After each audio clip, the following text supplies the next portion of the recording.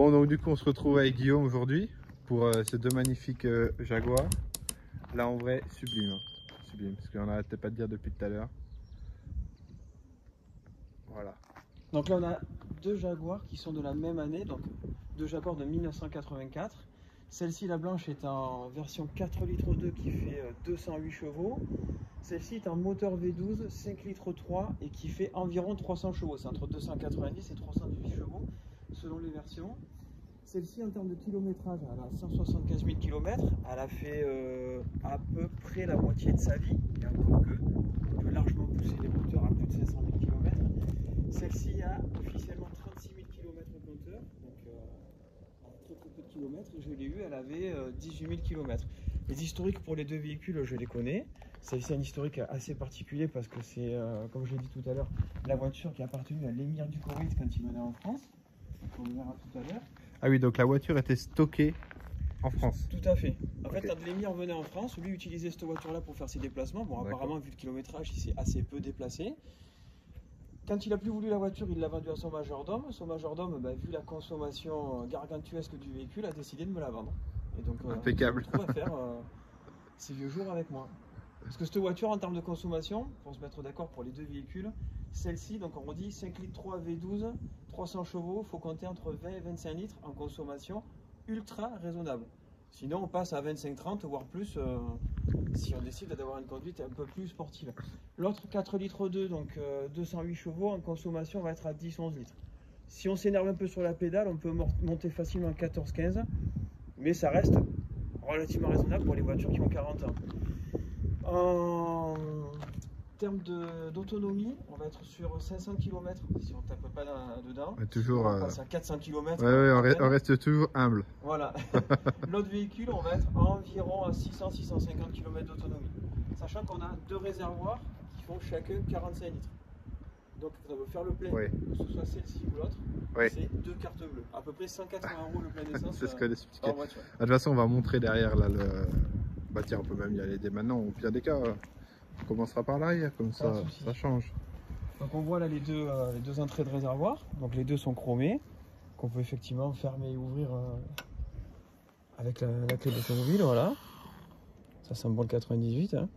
Voilà. Ah oui, on le sent d'ici, ouais, effectivement. Ouais. Tout à fait.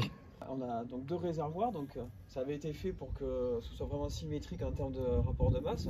Mais le problème, c'est que quand on consomme la totalité d'un réservoir, ce que souvent les gens font, eh bien, ça devient complètement asymétrique où le rapport de masse n'est plus le même. Normalement, il faudrait consommer un peu suite gauche, après un peu suite droite, et ainsi de suite. Mais souvent, les gens consomment soit suite gauche, soit suite droite, ils ne font pas attention. Ça ne se ressent pas particulièrement au volant parce que je n'ai pas une conduite sportive. Mais ceux qui vont l'avoir vont le ressentir, c'est quand même 45 litres d'un côté, 45 litres de l'autre. Et là, ce qui est étonnant, on montrera à l'intérieur, mais du coup, on peut gérer le réservoir qu'on veut avec un bouton à l'intérieur. Il y a une jauge à essence.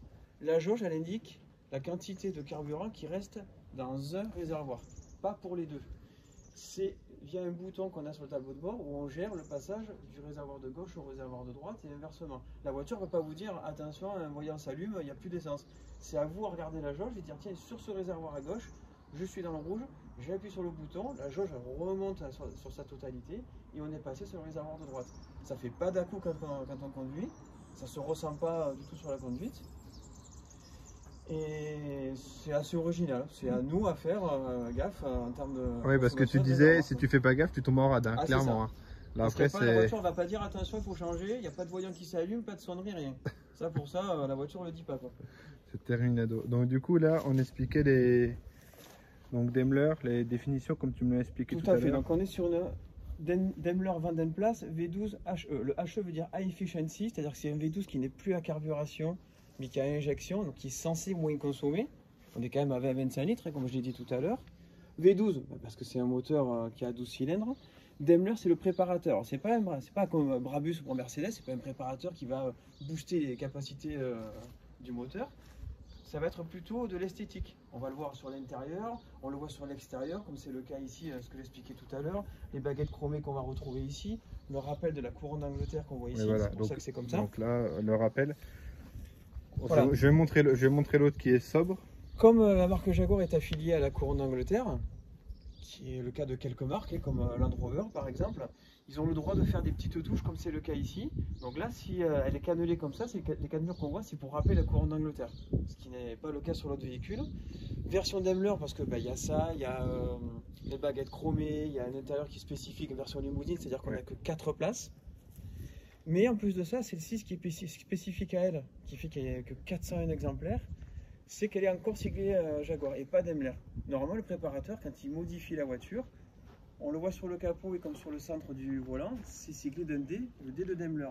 Là, ce qui n'est pas le cas sur celle-ci, l'émir à l'époque voulait que la voiture achetée chez Jaguar reste siglée Jaguar, ce qui fait qu'il n'y a que 401 exemplaires de cette voiture. Voilà, 401 exemplaires pour le véhicule. Alors pourquoi 400 et pas 400, je ne sais pas pourquoi, ils ont décidé d'en faire un de plus, mais... C'était le prototype. Peut-être, ouais. Donc là, pour voir la différence. Donc là, pas les baguettes chromées comme on a dit. Voilà, on simplement un petit liseré. Entre guillemets, un simple petit liseré qui est pas peint, qui pour le coup est posé, c'est un petit sticker. C'est toi qui l'as fait Non, c'est posé d'origine. C'était déjà, ok. C'est posé d'origine. On retrouve le même système que l'autre véhicule, donc les deux réservoirs, même capacité. Et on voit ici sur la baguette chromée qu'elle est complètement lisse, qui est du plus bel effet aussi, mais qui n'est pas du tout rainurée comme l'autre. Qui va très bien aussi. Hein. Oui, tout à fait. Franchement, super. Donc sur les deux modèles, les antennes sont électriques, c'est ce qu'on va retrouver. On va retrouver les mêmes types de jantes, les mêmes types de pneus, les mêmes types de pare-chocs.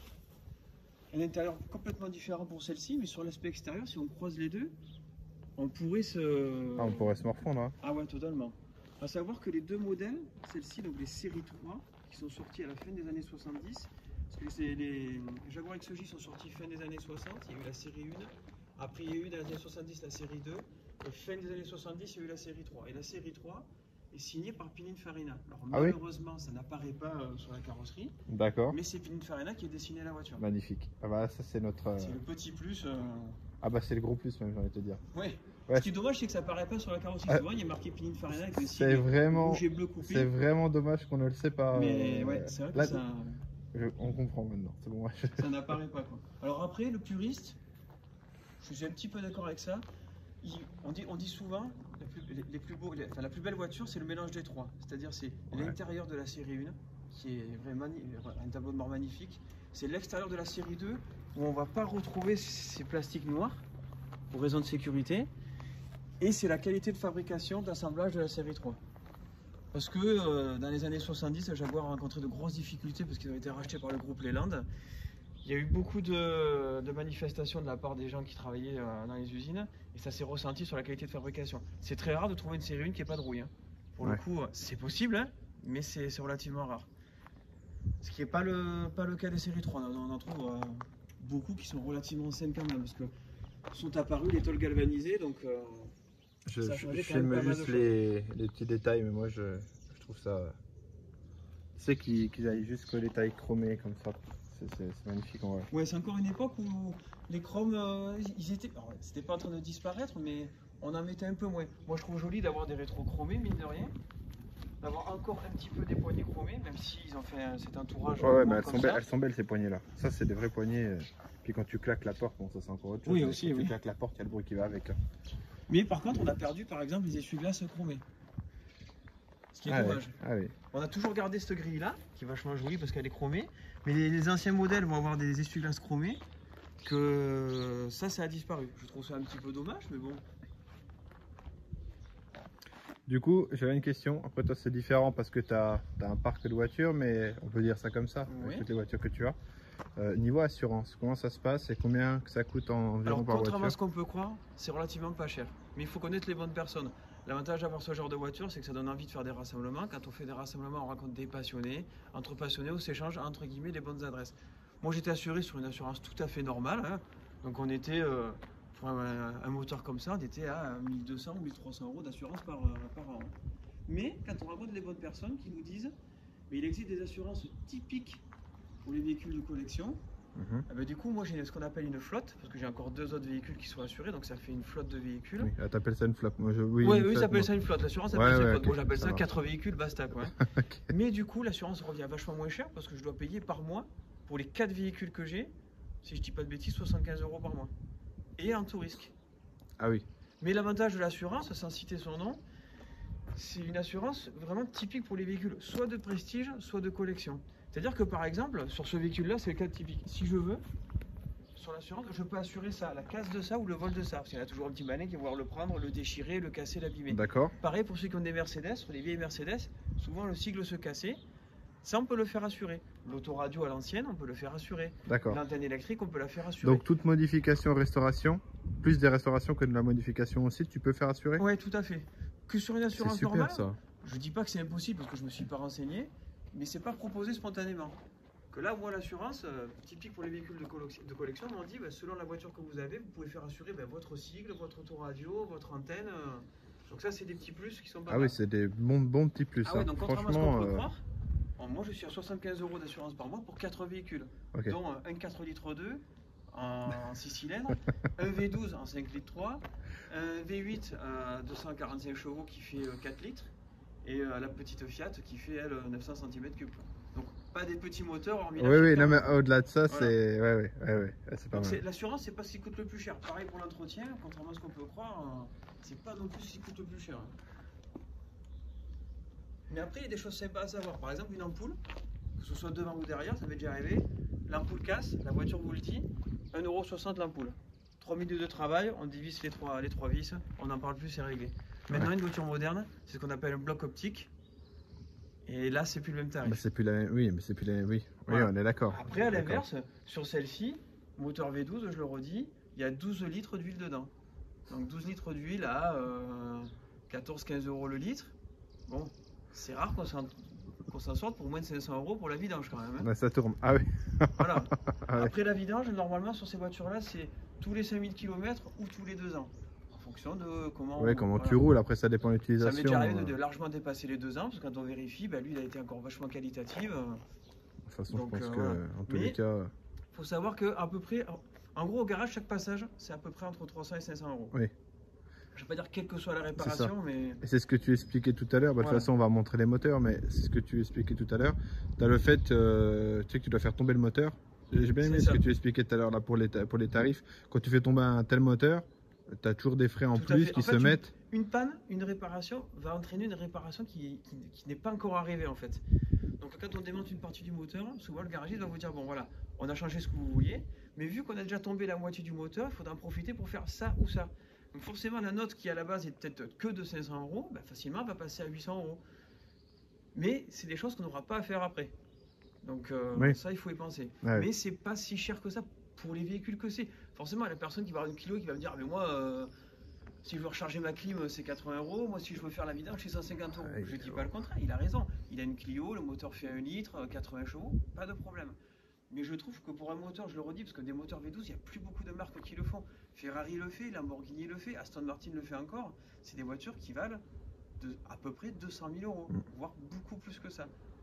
Là, quand je vais annoncer le prix des voitures, ça va faire bizarre. Hein. Ça va faire bizarre.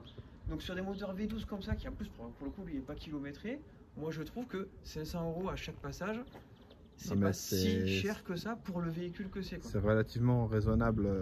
Voilà, après c'est comme mon avis, je gagne pas des fortunes non plus, c'est un coût pour moi aussi, mais je trouve que vu la motorisation que c'est, le véhicule que c'est pas non plus inabordable. Non, moi je trouve pas ça inabordable du tout, du tout. Et Ouais, même, après, tu sais, même si tu pars sur des voitures que tu veux entamer une restauration, c'est pareil.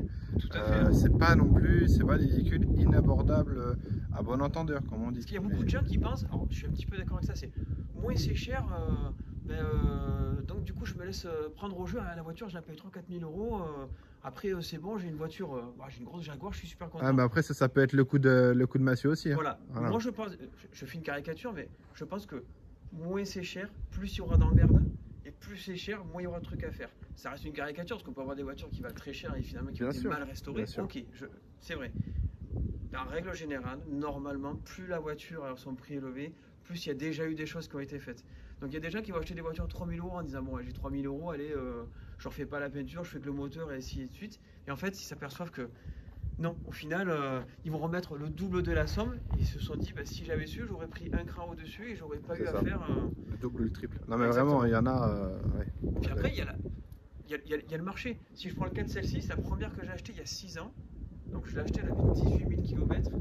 je l'ai payé 5 000 € cette voiture. Elle était Ah oui, donc là, tu annonces les prix. Là, voilà, ça y est. Là, on est dans les prix. Là, là on est dans les prix. Parce que je sais que les gens aiment bien qu'on parle de notion de tarif, prix. Cette voiture, elle avait 18 000 km. 5 000 €. 5 000 €. 5 000 €. Elle est dans l'état où elle est aujourd'hui. Je ne l'ai pas fait trop peindre. J'ai Ouais, rien fait de c'est spécifique. fou, hein, c'est fou. Voilà. Carte grise quand même, combien? Je t'ai coupé. Alors la carte grise, il faut compter, alors j'ai plus de tête, elle le fait, je crois c'est 31 chevaux fiscaux, donc il faut faire 31 x 51 divisé par 2, Okay. parce que c'est un vieux véhicule. Il faut compter, je crois, 800 € à peu près de carte grise. Bon. Ça a un coût, et pareil, c'est une voiture spécifique, on a un moteur V12, donc on ne peut pas avoir un miracle non plus de ce côté. C'est ça. La carte grise, normalement, on l'a fait qu'une fois. Non, aussi. puis le véhicule, oui, mais après le véhicule, 5000 balles, ça veut dire 800 balles pour de carte grise, ça va. 5 000 € la voiture, vous la voyez telle qu'elle est là. Je ne l'ai pas faite repeindre, j'ai pas changé les pare-chocs, elle n'était pas bugnée, le volant n'était pas déniapé, elle était roulante, je suis rentré avec la voiture. Ouais. Après, moi, ce que j'ai fait, je l'ai mise au garage, ce qui est spécifique, qui fait que les anglaises. Et lui m'a dit voilà, il faut refaire vidange de pont, vidange de boîte, vidange tout court, et penser plus tard à changer les bougies. Ça, c'est que du préventif. La voiture roulait très bien. Mais comme on n'avait pas d'historique précis là-dessus, on ne sait pas si l'huile dans la boîte, elle avait 40 ans ou si elle avait 5 ans. Quoi. Bien sûr. Donc du coup, les choses se sont fait petit à petit. Donc voilà, j'ai pas le chiffre en tête, mais pareil, la vidange de la boîte, ça a été peut-être, allez, de tête, 250 €. Ouais, bah, grosso modo, pareil, tout ce que tu as fait dessus là, en 6 ans, du coup, hors vidange, parce que vidange, ça compte pas.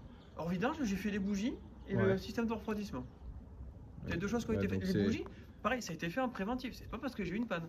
C'est parce que le garage m'a dit les bougies, au bout de 40 ans, on ne sait pas si ça a été fait ou pas. Bien sûr, ouais. Vaut mieux les faire, on le fait en préventif. Ça a coûté très cher parce que c'est une des réparations qui coûte cher. Là, j'avoue, ok, celle-là a coûté cher. Mais ça reste du préventif, c'est pas parce que j'ai eu de panne. C'est le genre de voiture, il ne faut pas attendre d'avoir une panne pour faire quelque chose. Parce que c'est là qu'après, on a des soucis parce que selon la panne, ça va coûter très cher et ça va encore engendrer d'autres problèmes. Donc c'est toujours du préventif. Ouais. Pareil pour le système de refroidissement. On s'est aperçu avec le garage que les ventilateurs commençaient à faire un petit peu la gueule, que la pompe à eau, pareil, la pompe à eau avait 40 ans. Ça a un coût, mais on s'est dit vaut mieux le faire avant que la panne arrive. Parce que si le moteur chauffe, ça peut être des joints de culasse et ainsi de suite. Ouais, après ça peut aller vite, mais c'est pour ça, il faut toujours avoir le préventif. Ça, dans tous les cas, toutes les voitures de collection, enfin bon, on les met en collection, on est d'accord. Oui, tout à fait. Faut toujours être préventif, on n'attend pas la casse pour qu'il y ait quoi que ce soit. Déjà, il faut faire ça, c'est ce qu'il faut se dire. Et la deuxième chose, on en parlait ensemble tout à l'heure, c'est qu'il faut rouler avec. Une voiture, plus on roule avec, moins elle s'abîme. Il faut savoir, quand on voit les deux véhicules là, si on les voit un petit peu de loin, comme vous pouvez le voir peut-être sans doute là maintenant, on se dit, ah tiens, ils sont dans le même état, à peu près pareil. C'est vrai, sauf que celle-ci a 36 000 km au compteur, donc moi j'ai mis 18 000 km à la voiture. Celle-ci, elle a 175 000 km. Et pourtant, quand on va regarder l'intérieur et tout, c'est un super bêta. Il ne faut pas se fier au kilomètre en disant, ah je veux une voiture qui ne soit pas kilométrée, parce que comme ça au moins je suis sûr que ça sera mieux. C'est presque au contraire. Normalement, une voiture qui est kilométrée, il y a forcément un moment donné où l'entretien a dû être fait. Voilà, c'est obligatoire. Donc il ne faut pas avoir peur d'une voiture qui est kilométrée. Là, il faut avoir peur si on n'a pas l'historique d'entretien. Là, il faut avoir un peu peur. Ok, j'avoue. Mais même si on n'a pas l'historique, il suffit de la montrer à un garage ou à un professionnel qui lui va vous dire, ok, ça oui, après, dans tous les cas. Mais acheter une voiture comme celle-ci en disant, tiens, elle a 175 000 km, mais j'ai aucune facture, je ne sais pas de quand date la vidange, ni de la boîte, ni du moteur. Ouais, méfiance quand même, quoi. Mais si on a tout suivi, il ne faut pas avoir peur. Parce que c'est pas comme les voitures de maintenant où c'est des moteurs qui sont petits, et qui sont boostés par des turbos et qui ont une durée de vie moins grande. Là, on a deux gros moteurs, mine de rien, qui font que ronronner à chaque fois qu'on s'en sert. 175 000 km, la voiture, elle a fait à peine la moitié. Le moteur a fait à peine la moitié de sa vie. Hein. Oui. Mais vraiment à peine. Hein. Oui. C'est des moteurs qui vont monter à 500-600 000 km, mais sans aucun problème, si l'entretien est fait. C'est le reste de la voiture qui tombera en rade avant, hein, ça c'est sûr. C'est certain. Excellent. Bah tiens, en parlant de ça, on va montrer les deux moteurs, comme ça, ça sera fait. Mais oui, ça c'est vraiment des moteurs, ils ont une longévité de vie incomparable par rapport aux voitures d'aujourd'hui. Hein. Oui, tout à fait, parce que c'est ce qu'on appelle des moteurs atmosphériques qui ne sont pas aidés par des turbos et très peu d'électronique. Donc là, le fameux moteur 5 litres 3 V12, comme on le voit, il n'y a pas de place. Alors, on peut pas dire le contraire. Pour travailler dessus, c'est assez difficile, dans le sens où, quand on veut attaquer un chantier, ça va entraîner le démontage de plusieurs parties de la voiture. C'est juste que c'est un peu plus impressionnant parce que si on regarde un petit moteur maintenant dans un partenaire, un berlingot, on va trouver un moteur qui est gros comme ça. Là, il est immense, forcément. Hein, il y a 12 cylindres, il faut bien les caser quelque part. En plus, il est en V, celui-ci.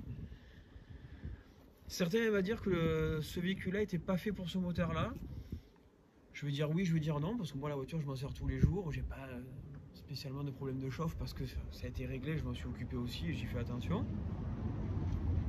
Mais voilà la bête, ça reste quand même un moteur qui est siglé Jaguar, qui est connu depuis 60 ans, qu'on trouve sur les type E, c'est le moteur qu'on trouve sur les Jaguar type E. Voilà, c'est ce qu'on disait tout à l'heure, c'est quand même, là si on revient sur la type E, c'est des types E déguisés. Hein. Moi c'est ce que je pense, il y en a qui vont dire oh, c'est une aberration, c'est honteux qu'ils disent ça. Moi, je trouve que c'est le type E déguisé. Pourquoi? Parce qu'on trouve les mêmes moteurs. Alors, sur les type E, il y en a qui étaient à carbu, je sais. Mais c'est le même moteur à carbu. On trouve les mêmes pneus. On va trouver les mêmes intérieurs, le même cuir Connolly. On va trouver les freins qui sont placés au même endroit, c'est-à-dire sur les roues à l'avant, sur le centre du pont à l'arrière. Voilà. Après, je sais que c'est une architecture en tour Eiffel pour la Jaguar type E, ce qui n'est pas le cas de celle-ci. Mais j'aime à dire que moi, c'est quand même une Jaguar type E déguisée. Parce qu'une Jaguar type E, ça vaut très très cher. C'est très très beau, j'arriverai d'en avoir une. Mais moi, je me suis acheté ça et c'est un petit peu mon petit rêve, mon rêve à moi. Parce que c'est que du cuir à l'intérieur, du bois, c'est un moteur qui est noble. Et c'est ça. Non, mais la marque est noble. La marque est noble aussi. Et encore une fois, même si on se répète, c'est pas grave. C'est des prix défiant toute concurrence. En vrai, non, mais est-ce que les gens ont vraiment une mauvaise image de ces véhicules-là?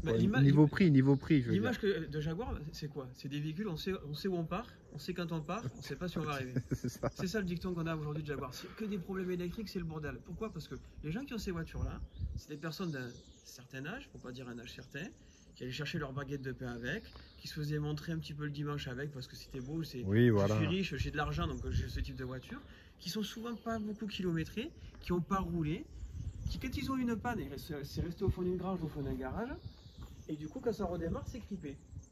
C'est ça en fait, ce type de voiture-là. Si on prend une Ferrari aujourd'hui et qu'on fait la même chose, une Ferrari qui reste dans un hangar et qu'on ressort au bout de 30 ans, elle ne va pas redémarrer la voiture. Là, c'est le même principe. Par contre, si on fait l'entretien régulièrement et qu'on s'en sert régulièrement, il n'y a aucun souci là-dessus. Ah mais c'est ça. On est tout à fait d'accord. Ouais, elle est vraiment, elle est sublime. Hein. Avec le soleil, on a vraiment de la chance comme tu disais niveau temps. Ouais, là. Tout à fait.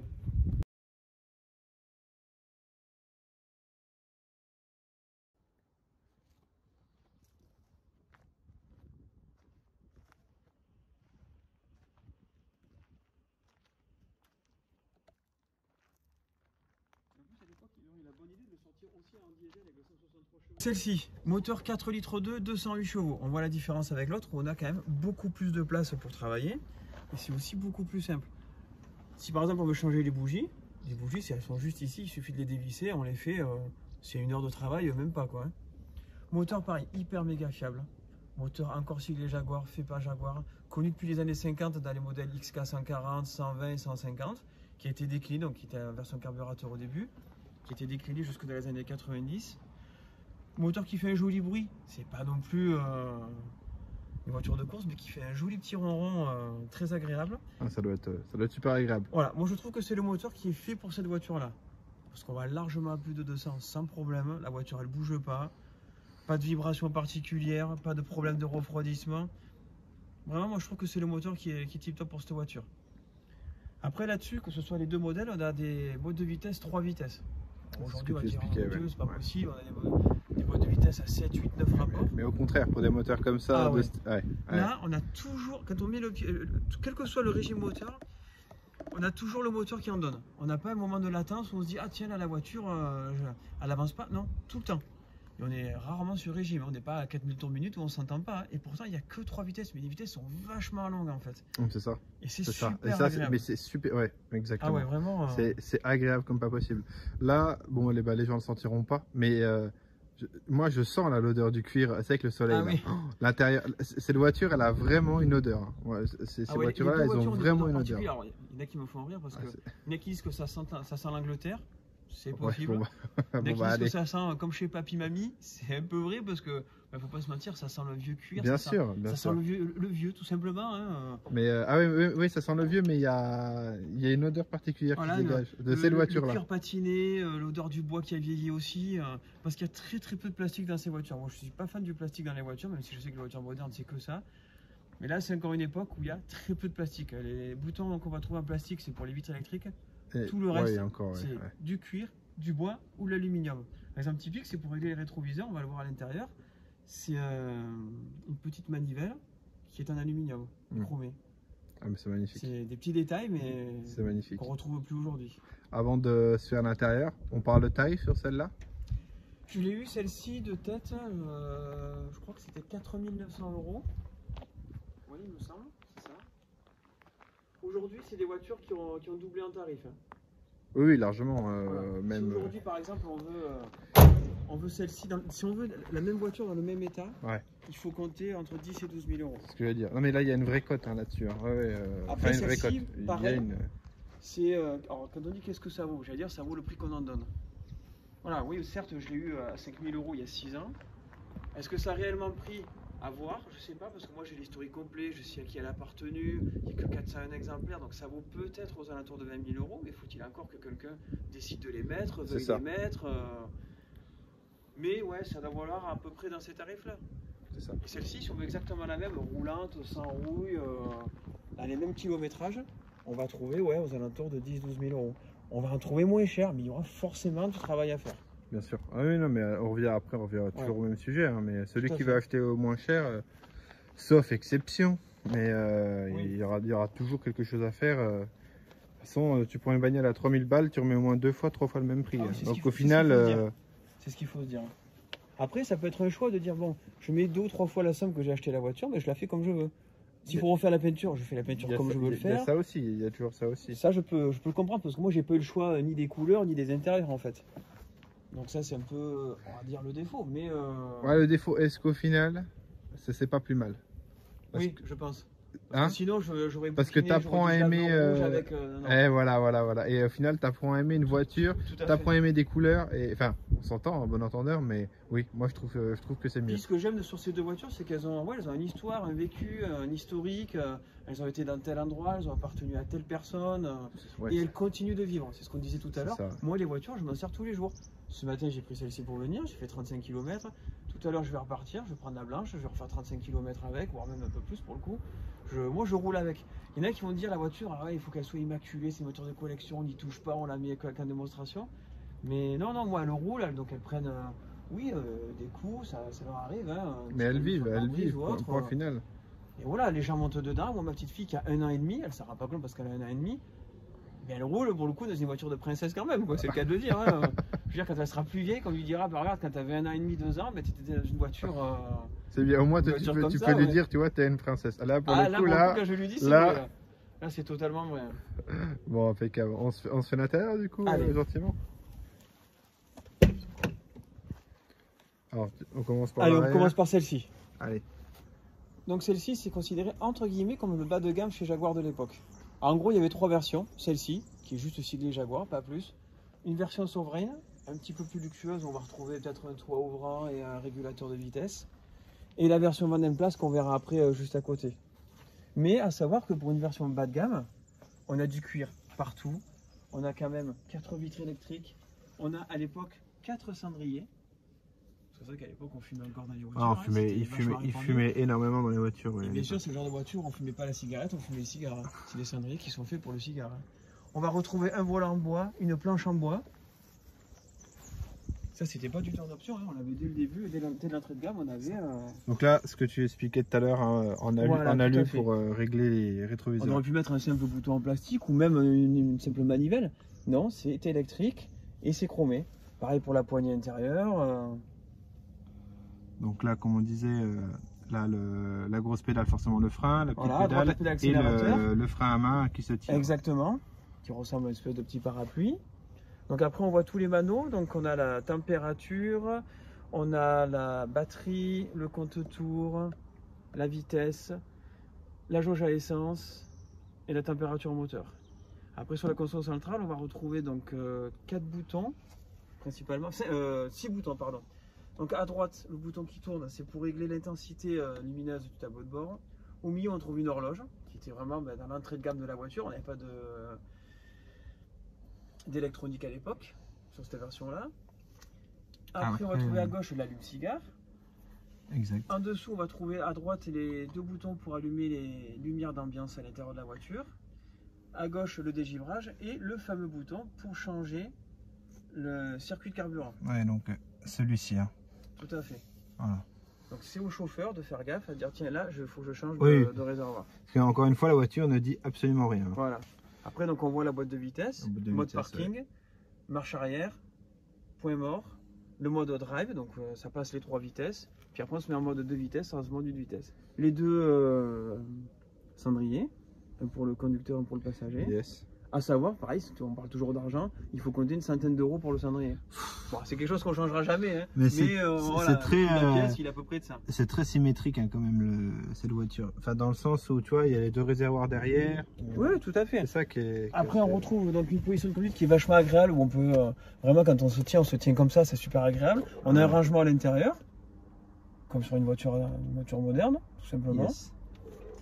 Et pour avoir eu ce style de voiture, oui, on est vraiment agréable, mais comme pas possible hein, dans cette voiture. Là, la couleur au milieu, tout ça, c'est du régal. Ouais, c'est que du régal.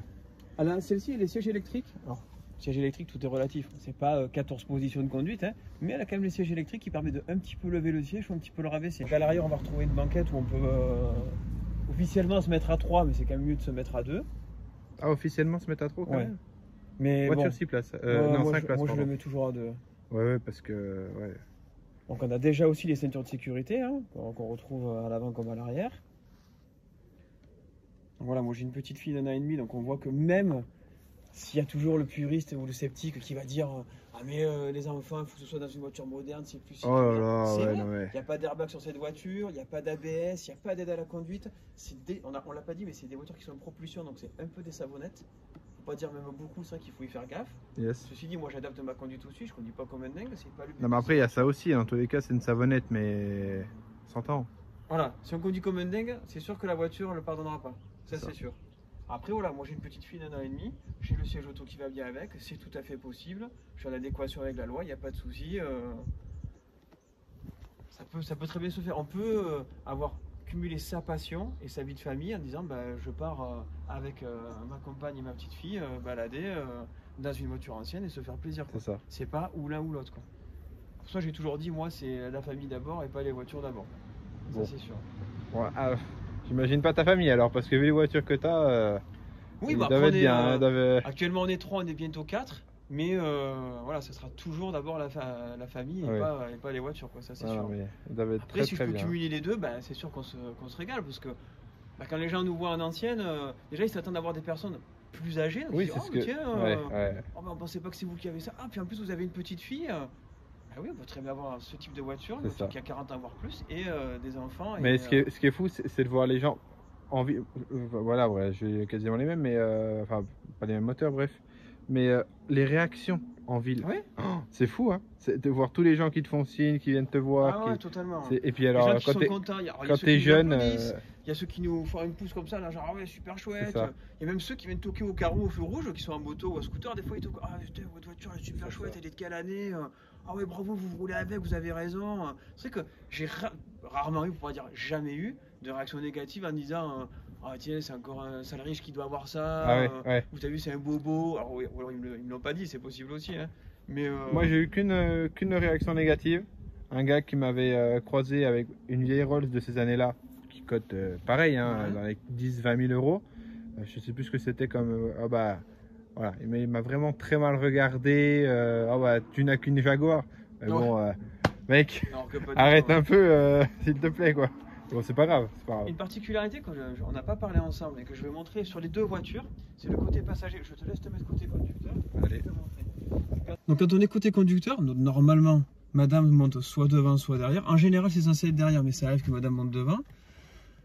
Contrairement aux voitures modernes, ils ont fait un système chez Jaguar que je trouve super chouette. Donc, on ouvre la boîte à gants, on appuie sur le petit bouton qu'on voit ici. Et là, madame a tout le plaisir, tout le loisir d'avoir son petit miroir, sa petite table pour se remaquiller, se repomponner avant d'aller au rendez-vous galant ou d'aller je ne sais où le moment venu, quoi. Ouais. Je trouve ça super chouette. Ça c'est excellent. Ouais, je me rappelle ça. Ça s'est pas perdu et... Ah mais ça c'est top. Et là tu peux carrément poser, t'as vraiment la tablette, quoi. Ah totalement, c'est vraiment la petite tablette à maquillage. La petite coiffeuse dans la Jag, quoi. Qu'on retrouve pas ici, parce qu'ici il y a vraiment pour le coup il est tout à fait basique. Mais l'effet qu'il l'ait fait là, je trouve ça super chouette. Non, c'est top, c'est super bon, ouais. Et ça pareil, on les retrouve dans tous les modèles d'XJ, que ce soit l'entrée de gamme comme celui-ci, ou la version modèle place comme celui d'à côté. C'est excellent. J'en profite pour refiner un petit coup le compteur. Hop, ouais, compteur qui est magnifique.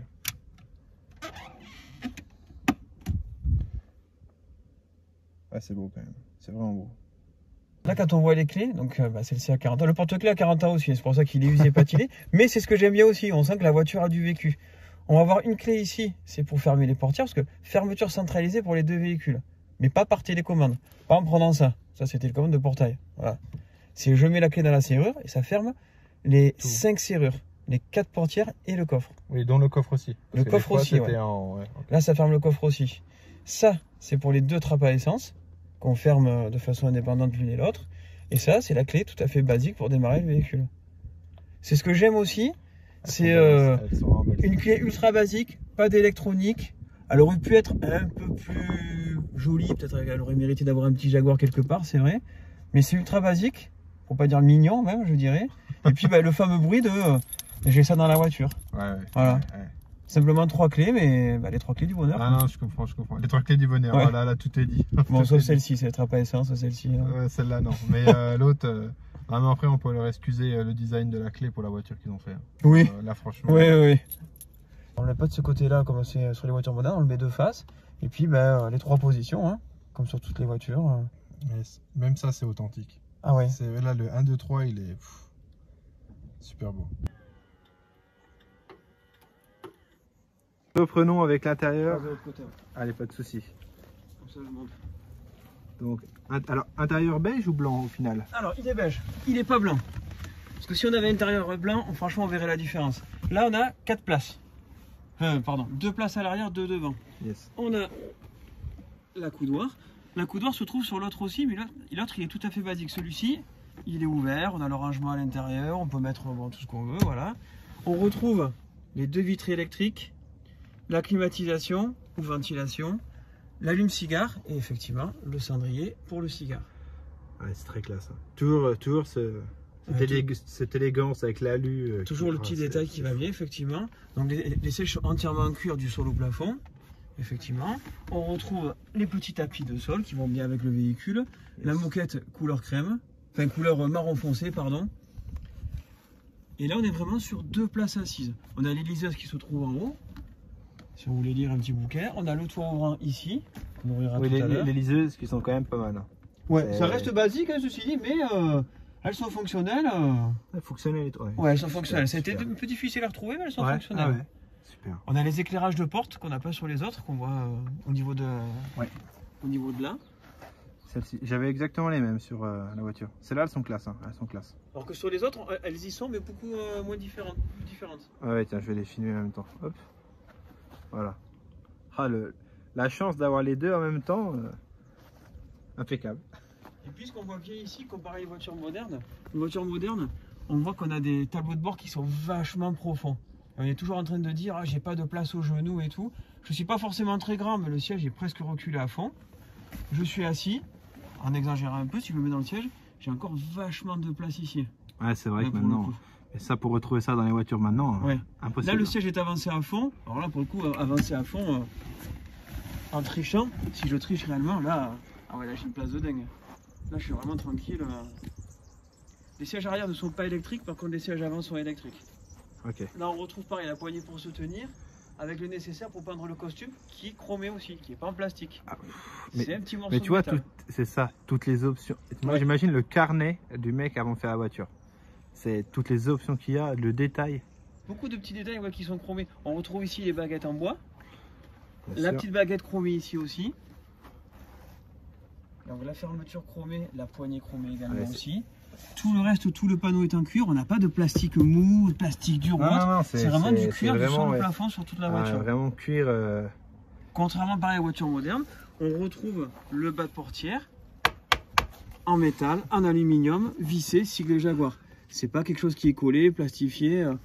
En termes de poids, si je dis pas de bêtises, là pour le coup, j'ai pas forcément un chiffre en tête, on doit être à peu près 1,7 tonne, 1,8 tonne.